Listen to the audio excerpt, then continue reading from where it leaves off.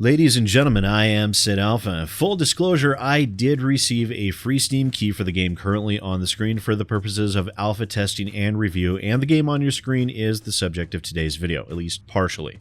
If you've followed my channel for any appreciable length of time, you've heard my frustration when it comes to an apparent lack of ethics and integrity when it comes to games journalists. However, I've been pointed towards a story by multiple people angry with a couple of games journalists over perpetuating what they claim to be a falsehood, and everything I've been seeing online have also perpetuated something that is, at best, little more than an unverified anecdote by one particular games journo that, while she may or may not be lying, she has certainly handled this situation in a relatively irresponsible manner. Well, I should say possibly in an irresponsible manner. I suppose that sort of thing will be left up to a bit of personal opinion.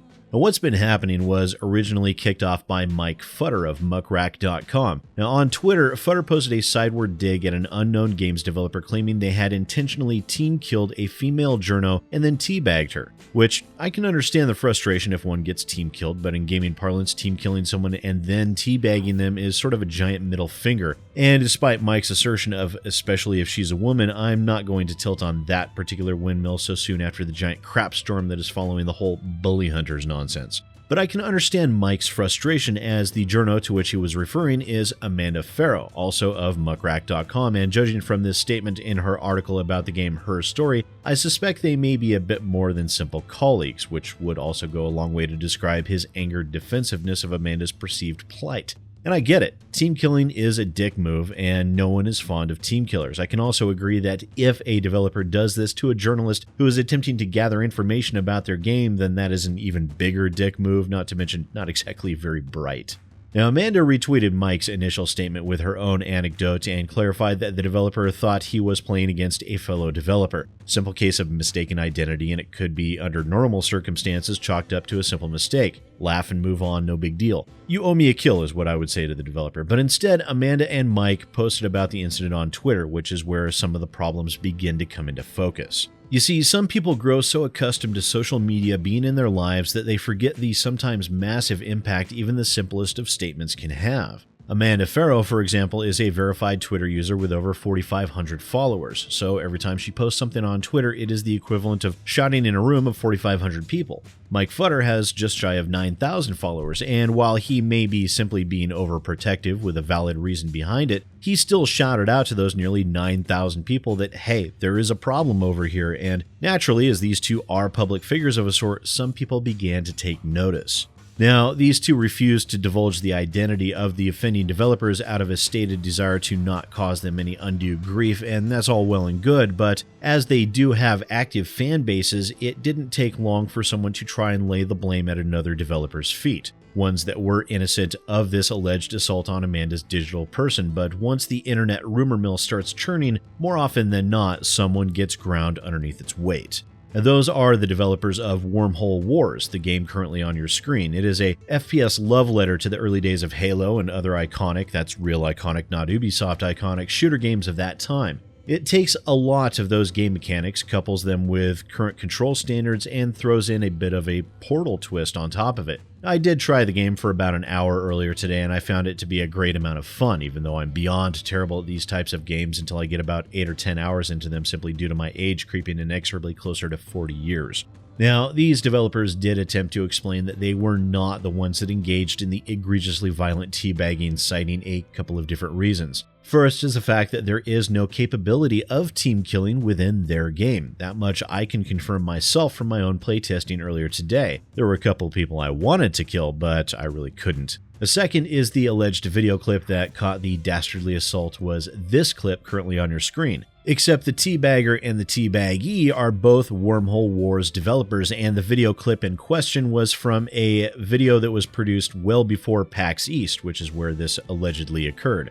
Now, the Wormole Wars developers did release a statement regarding the issue in which they were exceptionally gracious about the whole incident and then followed up on the ridiculousness of the situation with a bit of fun ridiculousness themselves. They decided to institute a mode within the video game in which teabagging is not only encouraged, but is required as part of the game mode. Now, in this game mode, a player is expected to confirm their kills by, you guessed it, teabagging them. And I thought that was a fantastic bit of cheeky awareness that actually served them very well. Now, all through this situation, the developers of Wormole Wars have shown a level of poise and grace while maintaining an air of playfulness that is exactly how one should expect a game developer of worth to act when they're confronted with a potentially difficult situation like this. Now, I did reach out to both Amanda Farough and the Wormole Wars devs on Friday, and while Amanda herself did not respond, they did, and even in our private interactions, the primary thing they wanted to make sure was very clear was that Amanda herself did not level these allegations against them, and they did not want to see her catching any undue flack. And it would have been very easy for them to not point that out, given that some other YouTube channels have covered this and failed to get that point correct. You can see how easy it would be to overlook in this case. Now, I believe that these developers handled the situation exactly how they should have, but what about Mike and Amanda? Well, they didn't really do anything wrong, but in this particular instance, it could have definitely been more right. It's easy to forget just how many people might see something you put online, and there's no telling how someone will react. And while it certainly is not their responsibility to take credit or blame for something one of their followers did, when you make a claim as a games journalist that is antagonistic, then people are going to raise eyebrows. And if you refuse to tell people the source of that animosity, they will try to figure it out on their own, and they may not always get it right. They obviously didn't in this case. And when it comes to Mike and Amanda, I can understand Mike's desire to protect her or to be outraged for her. When you care about someone, whether it be professionally, personally, or romantically, you really don't like it when someone treats them poorly, and his reaction is not out of the ordinary. But as a person in the public eye like these two are, they half-assed this situation and left giant question marks all over the place. Unknowingly, they turned the situation into a puzzle, and there will always be a person who will want to solve that puzzle. But in situations like these, it's best that, instead of half-assing it as Mike and Amanda did, it would be better to go either full-ass or no-ass, because half-assing it is just never good enough.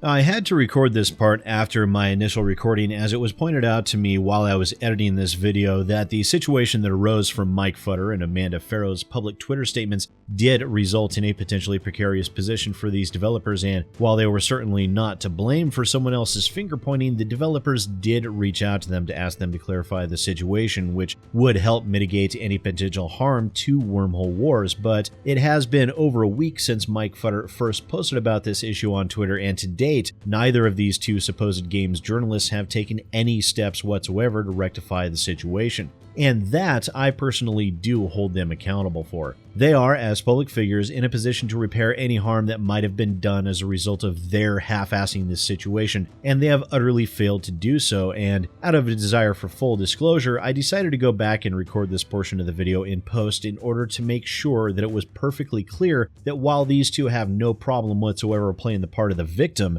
they most certainly are utterly incapable of playing the part of the hero.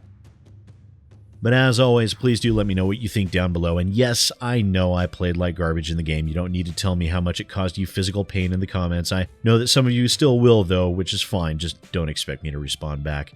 And once again, ladies and gentlemen, I am SidAlpha, and I'll see you next time.